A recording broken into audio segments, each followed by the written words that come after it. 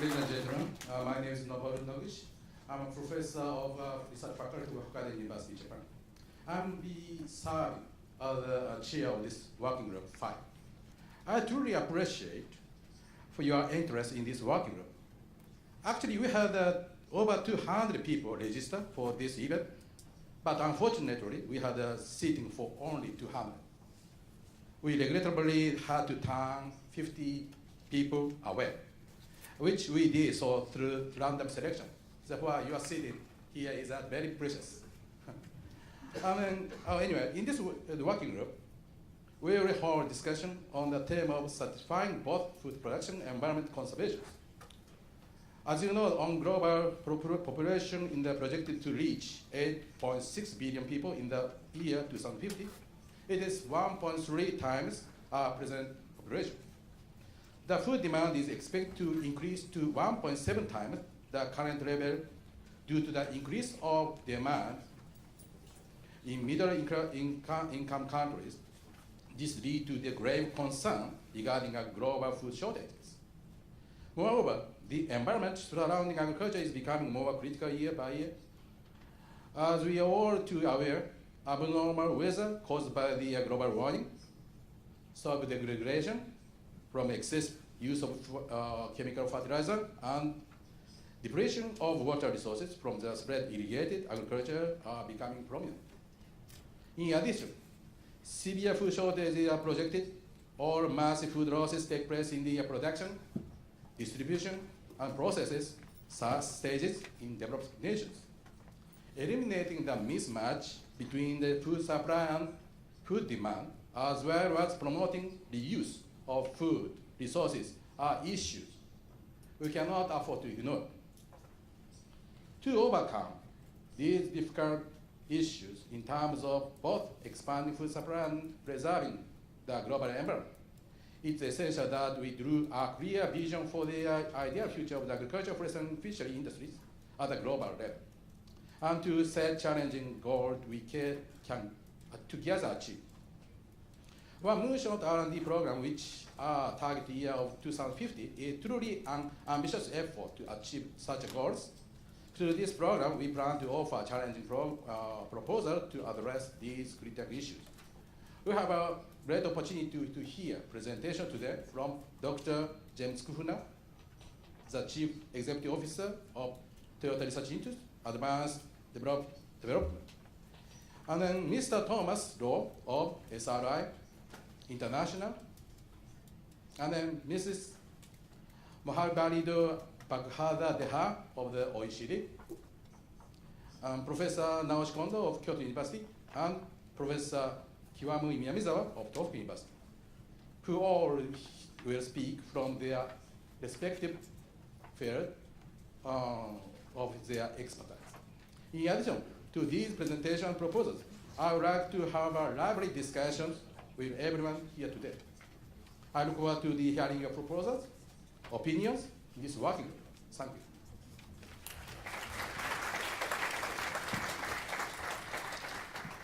Ladies and gentlemen, good morning. Dajahao, ohayou. My name is Akira HASEBE.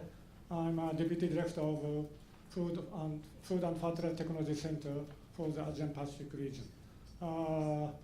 I'm now living in Taipei, Taiwan. So I'm coming the last night, very late last night.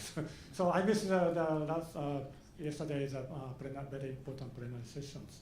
First of all, it's my pleasure and honor to be invited as Vice Chair of this important Working Group 5 of this very important symposium. So probably you may not know about what is FFTC. So I'd like to explain a little bit. The time is under 5 minutes. So I promote my center. FFTC is established in 1970. Our center is such kind of international organization supported by government, Japan, Korea, Philippines, Taiwan, and Vietnam. Right now, five member countries supported our activities.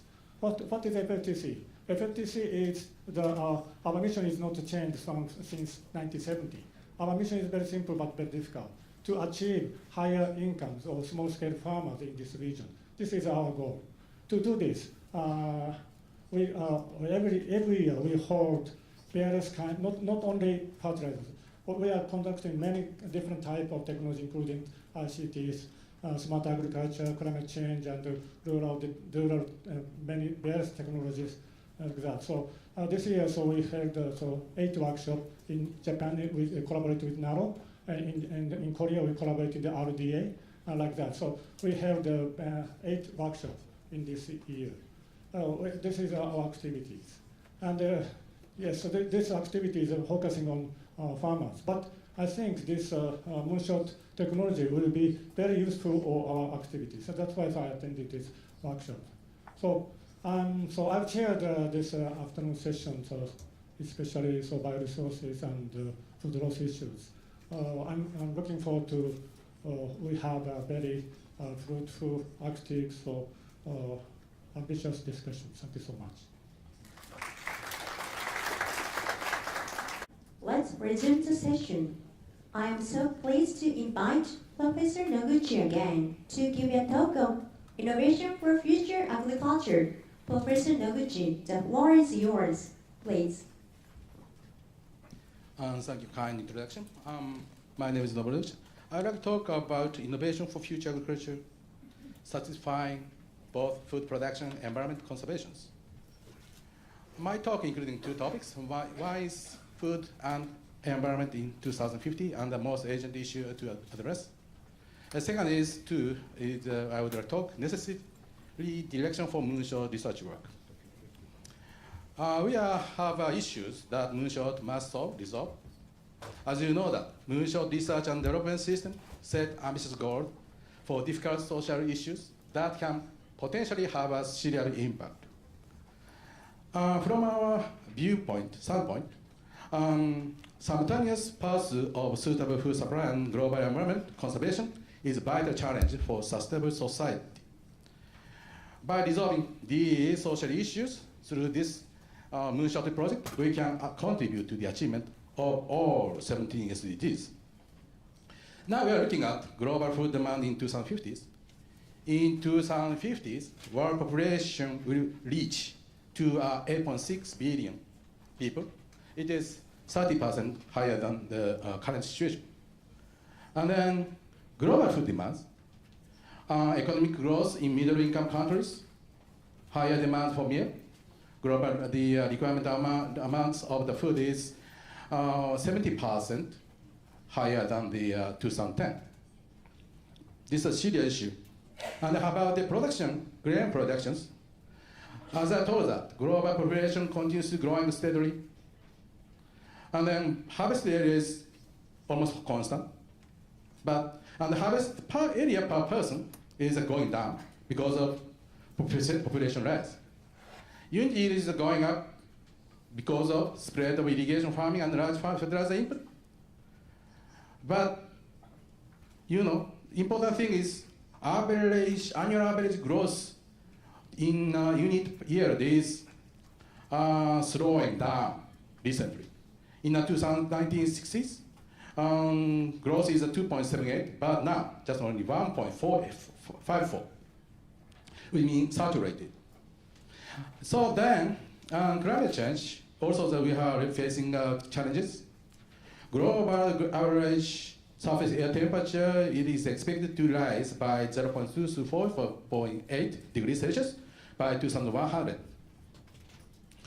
According to the RCP scenario, RCP 2.8 is emission is strictly regulated, and then RCP 8.6 is emission is unregulated. You can see, in case of RCP 84, you can see there are many dark and red areas over there, and then yellow circle means that grain for growing regions.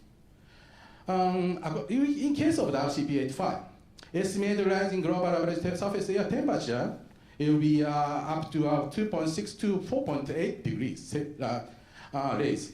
Even though we take RCP 2.6, which is strictly regulated emission, but you can see some temperature rise, 0.3 to 1.7. There are serious concerns about the possible large decline in production yield and stability due to warming and drying of the world grain growing regions. This is a big problem in the future. And about the water resources. Because of the spread of irrigation farming, demand for water is rapidly rising. In case of RCP 85, okay, this is not, the emission is not regulated. There are big differences between the areas. Some areas more precipitation, some areas less precipitations. And here is the world water use purposes. The water use versus years, you can see the water use is dramatically increased year by year. And then, agriculture use is still occupy a big portion in world water use. And this is the current level around the degradation worldwide. You can see the red and yellow, which means very degraded areas scattered here. And then this is grain growing regions. The grains get impacted by these degradations. This degradation is worsened in recently. This degradation is at higher salinity. Okay? And then this is project damage to farm product due to natural disaster. And then you can see heavy rain will be occur more frequent recently in Japan, resulting in increasing severe damage to farm product. Okay, in case of RCP 8.5, emission is non-integrated, the average annual occurrence of heavy rain is expected to be more than double on national average. You can see this one. End of 20th centuries may become double compared now. And then damage caused by heavy rain is also become serious. This is the example. Heavy rain occurred in July 2018. Total damage, including the forecast, forest and fisheries, amounting to 340 billion yen.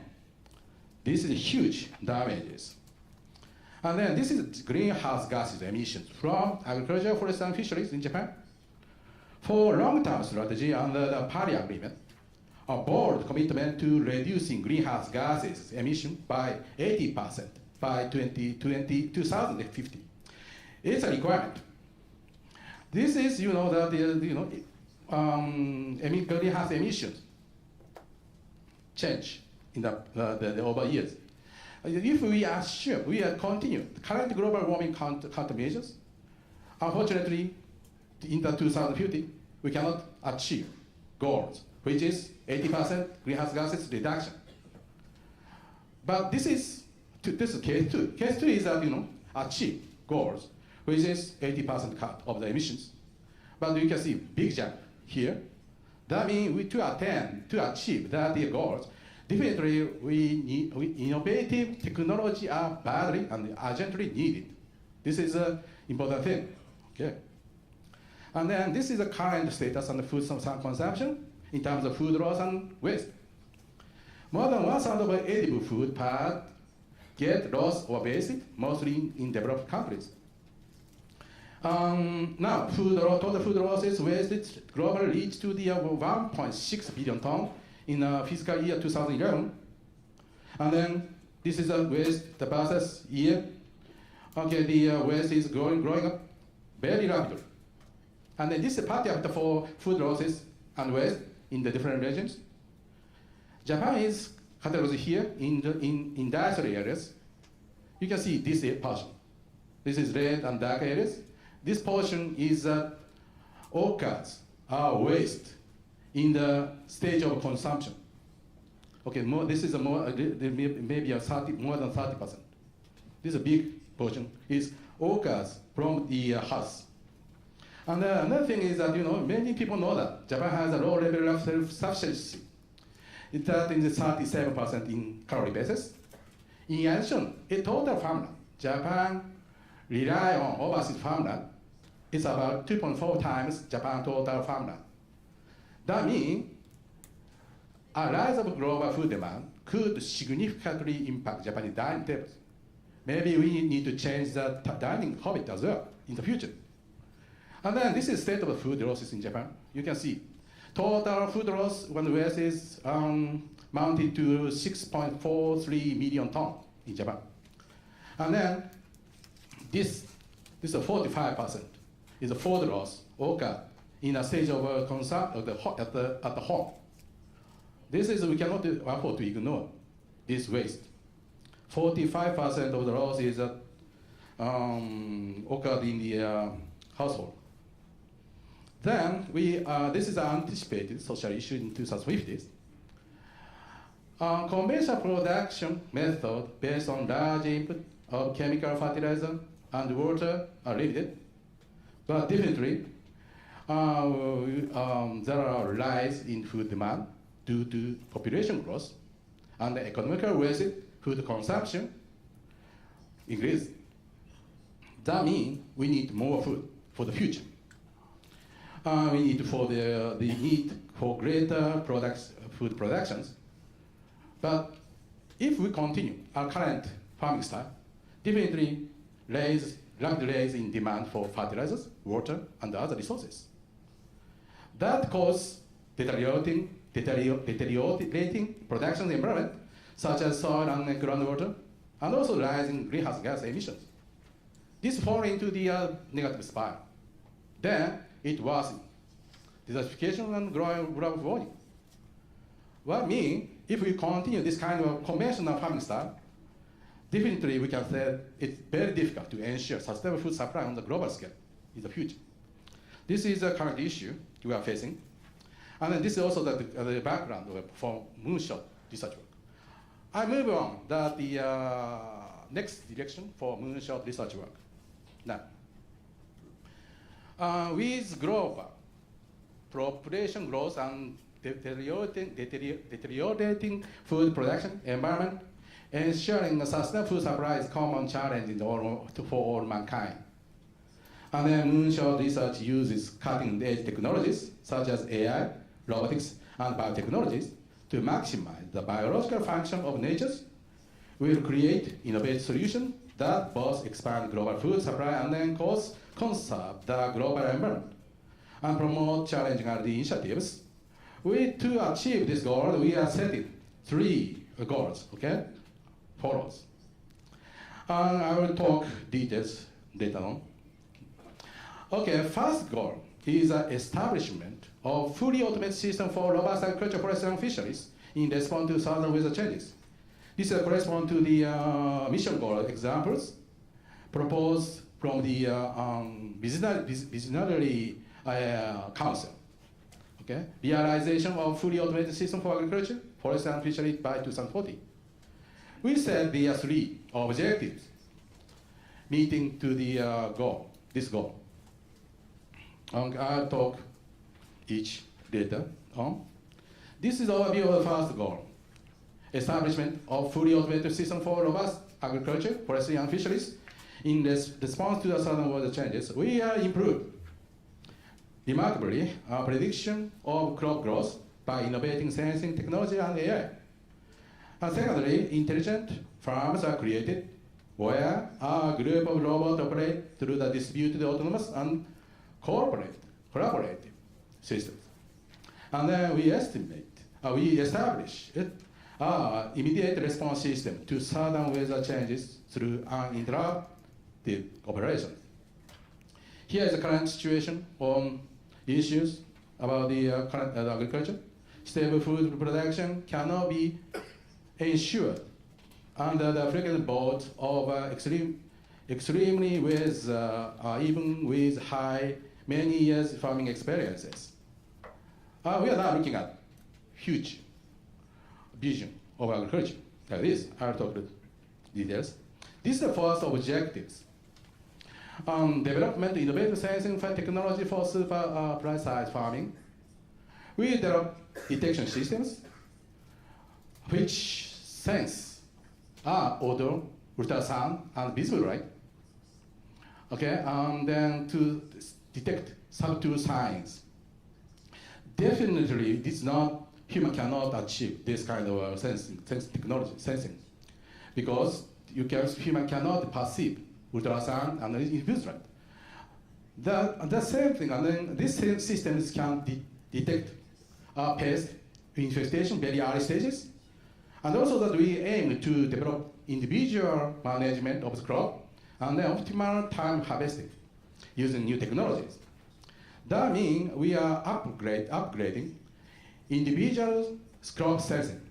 This is a complete same as Professor Dr. Kuhna mentioned last time, the last in presentations. Sizing is very important. And then okay, robot can manage individual crop and harvesting by group of robots with performance sensor, high performance sensors with that exceed the perception levels human expert. We try to develop sensing systems exceed the human abilities. And then the goal is to maximize quality and then yield with minimization of damage due to the natural disasters through individual direction of crop conditions. And then we utilize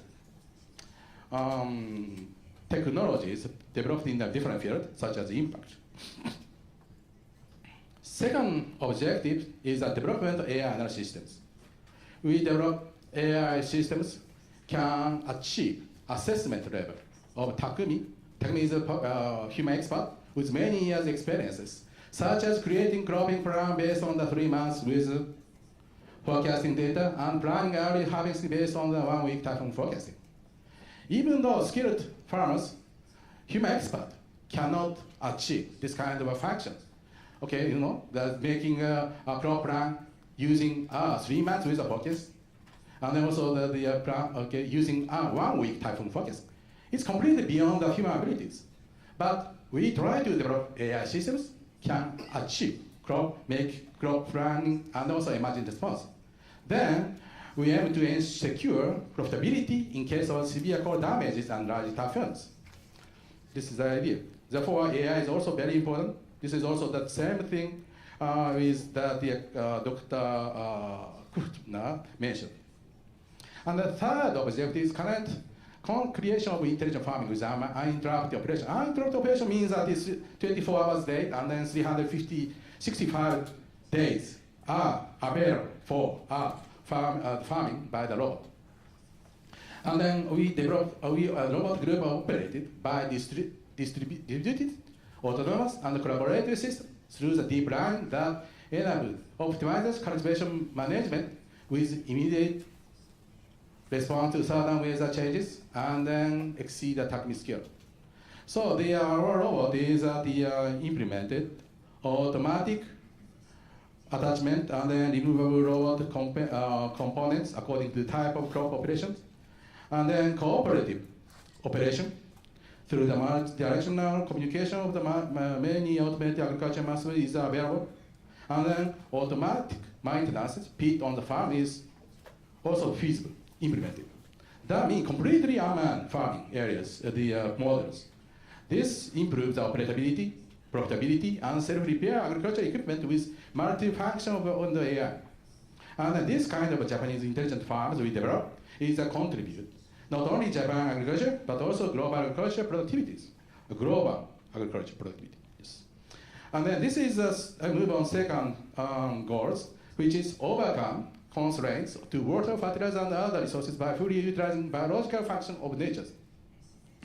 This corresponds to the mission goal example 16. Establish a global scale agriculture that increases biodiversity by 2050. We established 3 objectives under this goal. And this is overview of the second goals. We are now address 3 content of the research. One is AI design breeding. Second, total control soil microbiome environment. And then aims 2, zero chemical fertilizers. And third one is new pest control technologies toward zero chemical pesticide. And then AI breeding, design breeding, makes it possible to incorporate the strengths of wild species in cultivated spaces within a short period of time, thereby greatly enhancing environmental adaptability, crop and biomass plants. And then with the aim of developing new solutions for zero chemical fertilizer and zero agricultural agriculture, we will achieve sustainability, biodiversity, conservation, and growth in agriculture, forestry, and fisheries. This is the first objective, AI design breeding. We will fully understand that genetic function of the agriculture, forestry, and fisheries product, and then construct AI design breeding systems for design crop in cyberspaces. We will rapidly create super crop by making maximum use of unused genetic resources and freely conferring environmentally adapted genes according to environment conditions. What our goal is to breed new crop within 10 years using this AI design breeding systems. This new crop, the maturity is almost same with wild species, which was bred, which was evolved in a natural environment, taken more than 10,000 years. This is our goal of this design breeding. And then this is the second objective, total control soil microbial environment toward zero chemical fertilizers. We'll completely understand that microbial environment of soils by maximizing use of symbiotic and useful microorganisms in soil. We aim to create optimal soil environment for crop production, enable zero use of chemical fertilizers. Again, we try to use that microorganism to maximize fertilizer efficiency as much as possible and help preventing global warming. We try to cut greenhouse gases such as nitrous oxide and methane by using microorganic functions efficiently. And then we try to aim to achieve zero chemical fertilizer agriculture. Third objective is total control pesticides, zero agrochemicals. We are making full use of Japan's strengths in robotics biotechnologies. We will establish new pest control technologies. We are now at the address two control methods. One is robotics, one is biological functions. Robotics is comprised of mechanics and then AI and also the communication systems. Then, for example, robot can find that prey on any pest. It's the new pest control technologies. And then also that we use the biological functions as much as possible to create new pest control technologies. For instance, breed natural environment for various environment and pests. Then we try to achieve that zero agriculture using technologies that integrated investigation and control of pests and bug. And this is, I move on the third goals. Third goal is develop solution for eliminating good food waste and then promoting more rational food consumption, taking account the environment and human health. This is correspond to mission goal example 13. Eliminate food losses by 2050 to efficiently deliver enough food for everyone. This is also the three objectives set under this goal. This is an illustrated view of the futures. And then we develop zero food loss and waste solution by establishing personalized food manufacturing technologies and AI-based supply-demand adjust systems. Okay, we are now there are current situation and issues here. Much of loss and waste in the agricultural product and food at production and distribution stages is caused by supply-demand mismatches. And then half of the food loss and waste occurs in the home. I already mentioned that in the background part. Now, therefore, we try to develop self-sufficiency at home systems, and then expand this to the organ, and then we develop local sanitation systems.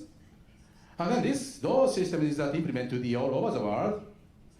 Definitely, these technologies they contribute to the SDGs, and then this lead to zero food losses and waste sustainable societies.